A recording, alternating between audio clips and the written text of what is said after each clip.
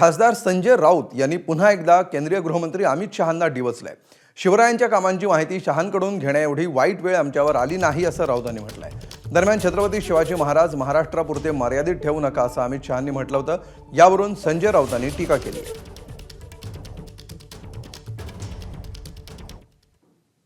शिव चरित्र हम सबका दायित्व है कि इसको भारत के बच्चे बच्चे को सिखाया जाए, भारत के बच्चे बच्चे को पढ़ाया जाए।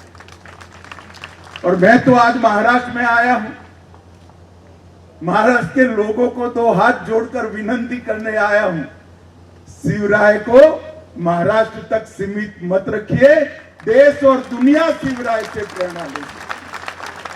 छत्रपतीच्या विषयीचं ज्ञान आम्हाला अमित शहांकडून घेण्याइतकी वाईट वेळ आलेली नाही आहे। ज्याने छत्रपतींच्या महाराष्ट्रावरती सुडाना कारवाया केलेल्या आहेत औरंगजेबाप्रमाणे, ते आम्हाला छत्रपतींवर ज्ञान देणार आणि त्यांच्या आजूबाजूला बसलेले छत्रपतींचे वंशज आणि छत्रपतींचा जय करणारे लोक माना डोलवणार। या राज्यावरती इतकी वाईट वेळ अद्याप आलेली नाही। दरम्यान संजय राऊतांना राज्याचे उद्योगमंत्री उदय सामंत यांनी देखील प्रत्युत्तर दिलंय, तर भाजप आमदार प्रसाद लाड यांनी टीका केली आहे।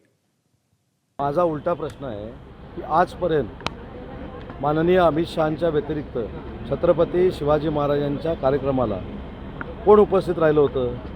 कोणी उपस्थित राहिलं नाही। स्वतः कोण हे छत्रपती शिवाजी महाराजांचा वारसा जपण्यासाठी किंवा त्यांचा विचार पुढे घेऊन जाण्यासाठी रायगडावर जात नाहीत, कारण तिथं चालायला लागतं।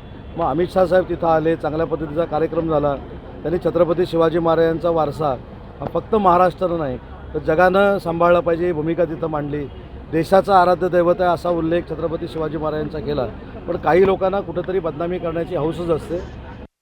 ज्या पद्धतीमध्ये संजय राऊतांनी अमित शहांवरती आरोप केले, मला वाटतं की संजय राऊतांचं डोकं फिरलंय। खऱ्या अर्थाने काल माननीय अमित शहाजींनी रायगडावर येऊन छत्रपतींचा सन्मान केला आणि छत्रपतींचा इतिहास हा महाराष्ट्रातच नव्हे तर देशभरात अटकेपासून कटकेपर्यंत नेण्याचा चंग बांधला। त्यामुळे भरकटलेल्या संजय राऊतांनी त्यांच्यावर आरोप करणं बंद करावं। हा कुठल्याही प्रकारचा राजकीय दौरा नसून हा छत्रपतींचा सन्मान करण्याचा दौरा होता। एबीपी माझा, उघडा डोळे बघा नीट।